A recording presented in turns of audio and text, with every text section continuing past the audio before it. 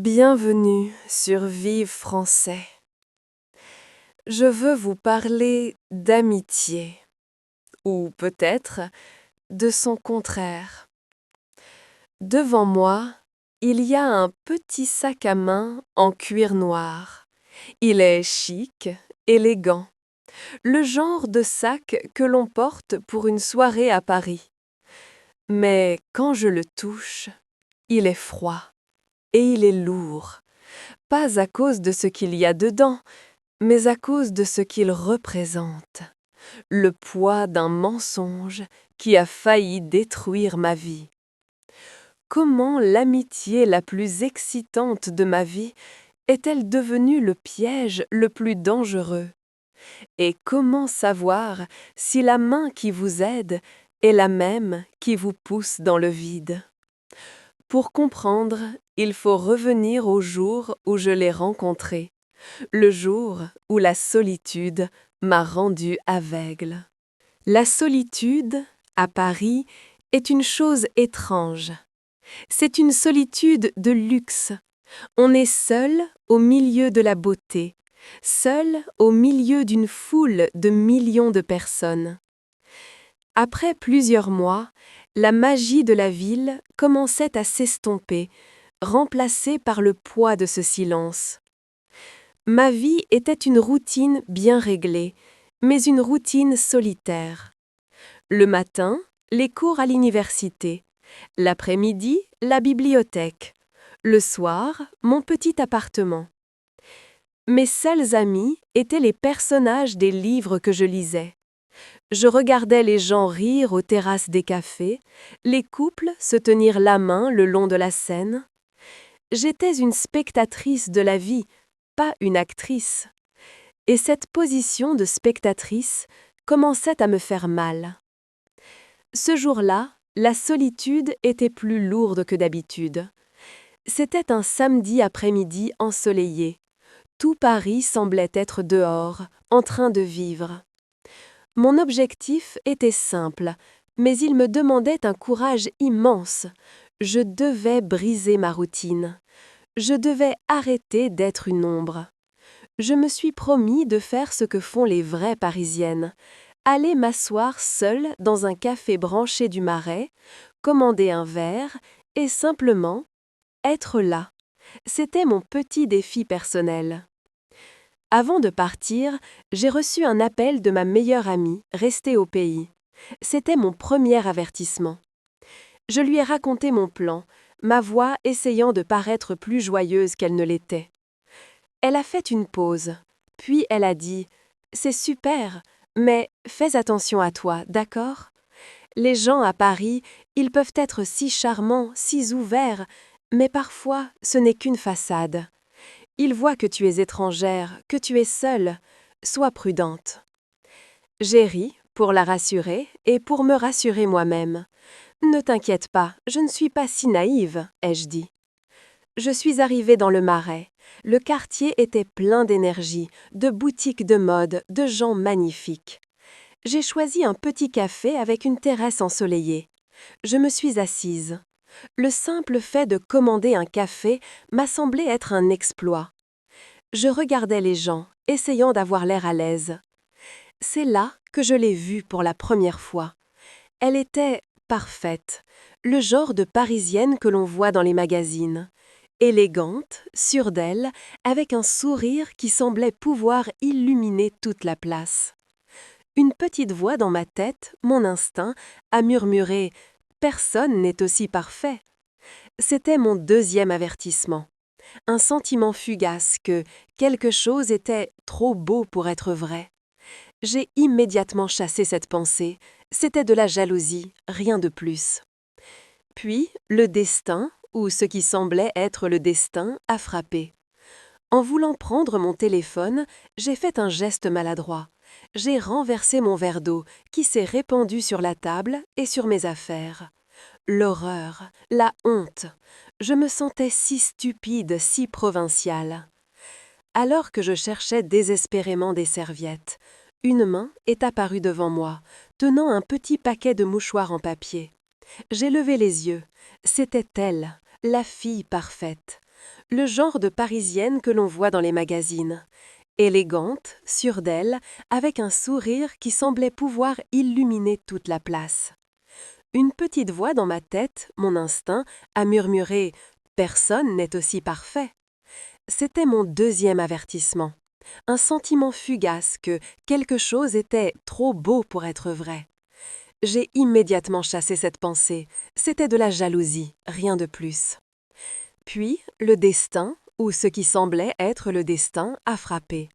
En voulant prendre mon téléphone, j'ai fait un geste maladroit. J'ai renversé mon verre d'eau, qui s'est répandu sur la table et sur mes affaires. L'horreur, la honte. Je me sentais si stupide, si provinciale. Alors que je cherchais désespérément des serviettes, une main est apparue devant moi, tenant un petit paquet de mouchoirs en papier. J'ai levé les yeux. C'était elle, la fille parfaite. Elle m'a souri, un sourire sincère et amusé. « Ça arrive aux meilleurs d'entre nous », a-t-elle dit, d'une voix douce et musicale. Le timing était si parfait, son intervention si gracieuse. C'était comme une scène de film. C'était mon troisième et dernier avertissement. Mais à ce moment-là, je ne voyais pas un avertissement. Je voyais une main tendue, un miracle. Elle s'est assise à ma table sans même demander la permission, comme si nous étions de vieilles amies. « Je m'appelle Camille », a-t-elle dit. « Et vous, vous avez l'air d'avoir besoin d'une nouvelle boisson et peut-être d'une amie ?» Cette rencontre a été comme un coup de soleil après des mois de pluie. Camille était tout ce que je n'étais pas. Audacieuse, drôle, connectée. Elle connaissait tout le monde, tous les endroits secrets de Paris. Notre amitié est née ce jour-là, et elle a grandi à une vitesse folle. Elle m'a prise sous son aile. Les jours de solitude à la bibliothèque ont été remplacés par des après-midi de shopping, des soirées dans des bars cachés, des vernissages dans des galeries d'art. Pour la première fois, je ne regardais plus Paris à travers une vitre. Je vivais Paris. Et c'était grâce à elle. Elle était incroyablement généreuse. « Oh, cette robe, elle est vieille. Prends-la, elle t'ira mieux qu'à moi. Tu ne connais pas ce restaurant? C'est ma table. Viens, je t'invite. » Elle me couvrait de cadeaux, d'attentions. J'étais éblouie. J'étais reconnaissante. Je me sentais redevable. Comment avais-je pu avoir autant de chance? Je lui ai tout raconté. Ma vie, mes études, ma solitude d'avant. Elle écoutait, toujours attentive, toujours compréhensive. Elle était l'amie parfaite. C'est là que la première vague, la première petite fissure dans le tableau parfait est apparue. C'était environ 2 semaines après notre rencontre. Nous devions nous retrouver pour aller au cinéma. Elle est arrivée en retard, ce qui n'était pas son habitude. Elle avait l'air nerveuse, agitée. « Désolée, j'ai un énorme problème. Est-ce que tu peux me rendre un service, un tout petit service ?» « Bien sûr, » j'ai répondu, « n'importe quoi. » Elle m'a tendu un petit paquet, emballé dans du papier craft. Il n'était pas lourd. « Je dois absolument aller à l'autre bout de la ville, mais je dois donner ça à un ami qui attend près d'ici. Tu vois le grand café sur la place? Il s'appelle Marc, il a un manteau vert. Donne-lui juste ça et dis que c'est de ma part. Je te rejoins au cinéma après, tu me sauves la vie. » Ça m'a semblé un peu étrange. Pourquoi ne pouvait-elle pas y aller elle-même? Mais j'ai chassé ce doute. Elle était stressée. Et je voulais l'aider. Je voulais lui montrer que je n'étais pas seulement celle qui reçoit, mais que je pouvais donner aussi. Je suis allée au café. L'homme au manteau vert était là. Il avait un visage dur, des yeux qui ne souriaient pas. Il a pris le paquet sans un mot, sans un merci, et il est parti. J'ai eu un sentiment de malaise. Mais quand j'ai retrouvé Camille au cinéma, elle était redevenue la fille joyeuse et solaire que je connaissais. Elle m'a prise dans ses bras. « Tu es la meilleure, je te revaudrai ça. » Et dans la chaleur de son amitié, j'ai oublié le visage froid de l'homme au manteau vert. J'avais passé le premier test. La deuxième vague, plus forte, est arrivée une semaine plus tard. C'est là que les choses sont devenues plus personnelles et plus inquiétantes. Elle m'a appelée, paniquée. « Élise, j'ai besoin de toi, c'est une urgence. Le propriétaire de mon appartement, il est horrible. Il veut me mettre dehors pour une histoire de loyer. Mais c'est un malentendu. Je suis à la banque, j'essaie de régler ça. Mais il va venir à l'appartement dans 1 heure pour changer les serrures. » Je ne comprenais pas comment je pouvais aider. « S'il te plaît, a-t-elle continué, sa voix pleine de larmes, va à mon appartement. Tu as la clé, je te l'ai laissée l'autre jour. S'il arrive, dis-lui que tu es ma cousine en visite. Dis-lui que je suis malade, que je dors, que tu ne peux pas le laisser entrer. Invente n'importe quoi, juste gagne du temps, pour moi, s'il te plaît. » Mentir, je détestais ça. Mentir à un propriétaire, ça me semblait dangereux. Et pourquoi avais-je la clé de son appartement? Je ne me souvenais même pas qu'elle me l'avait donnée. Mais elle pleurait. Mon amie était en danger. Comment pouvais-je dire non? J'ai accepté. J'ai couru à son appartement, un magnifique appartement avec vue sur la Seine. J'ai attendu, le cœur battant. Le propriétaire est arrivé. C'était un petit homme, pas du tout menaçant. J'ai joué mon rôle. J'ai utilisé mon français hésitant. « Bonjour monsieur, je suis la cousine de Camille. Elle est très malade. Elle dort. Vous ne pouvez pas entrer. Je suis désolée. » Il m'a regardé avec suspicion. Il a insisté. J'ai tenu bon, répétant la même phrase encore et encore. Finalement, agacé, il est reparti en disant qu'il reviendrait. Quelques minutes plus tard, Camille a rappelé. Sa voix n'était plus paniquée, elle était joyeuse. « C'est bon, j'ai réglé le problème. Tu es une actrice incroyable. Tu m'as sauvé la mise. » Il n'y avait plus aucune trace de l'urgence de tout à l'heure. J'ai ressenti un profond malaise. Mon instinct, cette petite voix que j'avais ignorée le premier jour, me criait que quelque chose n'allait pas. La facilité avec laquelle elle m'avait demandé de mentir, la rapidité avec laquelle la crise avait disparu. Dans ma tête, c'était un chaos. Pourquoi est-ce que je fais ça? Est-ce que c'est ça, l'amitié? Ou est-ce autre chose? J'étais prise dans un engrenage, je le sentais. J'étais devenue utile. Mais utile pourquoi? J'avais peur de connaître la réponse, et j'avais encore plus peur de la perdre. Alors, je n'ai rien dit. J'ai ravalé mes doutes. J'ai ri avec elle. C'était la pire des lâchetés. La troisième vague, celle qui a tout emporté, a été la dernière. Elle m'a demandé de la rejoindre dans un hôtel de luxe près des Champs-Élysées. Elle m'attendait dans le lobby, magnifique dans une robe noire. À côté d'elle, il y avait un petit sac à main noir, celui que j'avais vu dans le Hook. « Ce soir, c'est la grande soirée », m'a-t-elle dit, les yeux brillants d'excitation. « J'ai juste une dernière chose à régler. Tiens. » Elle m'a tendu le sac. « Garde-le pour moi, juste 1 heure, ne le quitte pas des yeux. C'est très important. Il y a des documents pour un ami. Je dois juste monter voir quelqu'un et je reviens. » Elle est partie vers les ascenseurs. Je suis restée là, assise dans le lobby de cet hôtel 5 étoiles, avec ce sac sur mes genoux. Il était lourd, anormalement lourd. Une sueur froide a commencé à perler sur mon front. Tous les avertissements, tous mes doutes des dernières semaines sont revenus d'un coup. Le paquet, l'homme au manteau vert, le mensonge au propriétaire. Ce sac, c'était une pièce de plus. Une pièce trop grande. Le puzzle prenait forme sous mes yeux et le dessin était terrifiant. J'ai regardé l'ascenseur, j'ai regardé la porte de sortie de l'hôtel. J'ai regardé le sac. Je pouvais encore partir, courir, disparaître. Mais mon amie, est-elle vraiment mon amie? Le silence du lobby était assourdissant. Chaque seconde qui passait était une seconde de plus dans le piège. J'étais seule, au milieu du luxe, gardienne d'un secret qui ne m'appartenait pas. Un secret qui, je le sentais au plus profond de moi, était dangereux, terriblement dangereux. Le temps s'étirait. 10 minutes, 20 minutes, 1 heure. Camille n'était pas revenue. Mon instinct, cette petite voix que j'avais ignorée si souvent, criait maintenant. C'était une alarme stridente. Ce n'est pas normal, rien de tout ça n'est normal.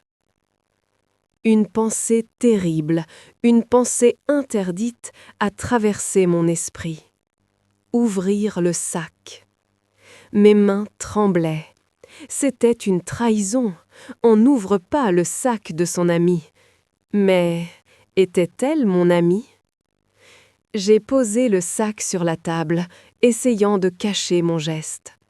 Le fermoir était simple, magnétique. Je l'ai ouvert. Ce qu'il y avait à l'intérieur n'était pas des documents, c'étaient des liasses de billets, des billets de 500 €, une somme d'argent immense. Et sous les billets, il y avait autre chose, plusieurs passeports, des passeports de différents pays, avec la même photo, la photo de Camille, mais avec des noms différents. Mon sang s'est retiré de mon visage. Ce n'était pas une simple amie, c'était une criminelle, une arnaqueuse, une professionnelle. Et moi, j'étais sa complice. Le paquet pour l'homme au manteau vert, le mensonge au propriétaire, chaque petit service était une étape de son plan. Elle ne m'avait pas choisi comme amie, elle m'avait choisi comme instrument. La petite étrangère naïve, seule, parfaite pour faire le sale travail sans poser de questions. La rage a remplacé la peur, une rage froide, la rage d'avoir été utilisée, manipulée. J'ai refermé le sac, j'allais partir, j'allais tout laisser et disparaître. C'est à ce moment-là que 2 hommes en costume noir sont entrés dans le lobby. Ils n'ont pas regardé à la réception, ils ont scanné la pièce, et leurs yeux se sont posés sur moi, sur le sac. J'ai compris, ils n'étaient pas des clients de l'hôtel, ils étaient la police. C'était une souricière, et j'étais l'appât. J'avais une seconde pour choisir, une seule seconde. Rester là et essayer de tout expliquer, essayer de prouver mon innocence alors que j'avais un sac plein d'argent volé et de faux passeports sur les genoux, ou courir. L'image de la prison, la honte, la destruction, tout m'est revenu. Non, pas ça, jamais. J'ai pris ma décision. Je ne me suis pas levée en criant, je me suis levée calmement. J'ai pris le sac, j'ai regardé les 2 hommes dans les yeux et j'ai fait la chose la plus folle, la plus désespérée de ma vie. J'ai marché vers eux et en passant à leur hauteur, j'ai crié en pointant du doigt les ascenseurs. « Vite, elles montent, au dernier étage !» Ma voix était pleine de panique, une panique totalement simulée. Pendant une fraction de seconde, ils ont été surpris, ils ont hésité. Ils se sont tournés vers les ascenseurs. C'était tout ce dont j'avais besoin. J'ai lâché le sac et j'ai couru. J'ai couru vers la sortie de toutes mes forces. J'ai entendu leurs cris derrière moi, mais j'avais une seconde d'avance. J'ai poussé les portes tournantes et je me suis retrouvée sur les Champs-Élysées en pleine nuit avec les sirènes de police qui commençaient à hurler au loin. J'avais échappé à la police, mais j'étais maintenant une fugitive, seule et traquée par tout le monde. J'ai couru sans destination, l'adrénaline pompant dans mes veines. Les lumières des Champs-Élysées, d'habitude si magiques, étaient devenues des yeux accusateurs. Chaque passant était un ennemi potentiel.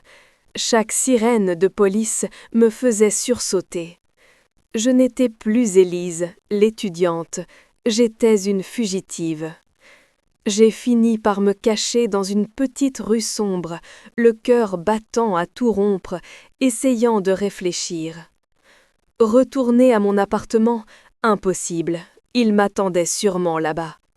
Aller voir la police, j'avais fui la scène, j'étais encore plus suspecte maintenant. J'étais dans une impasse. Et puis, une pensée m'a frappée. Camille, où était-elle?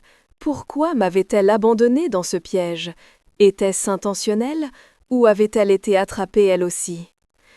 Et c'est là que j'ai compris. J'avais une arme, une seule.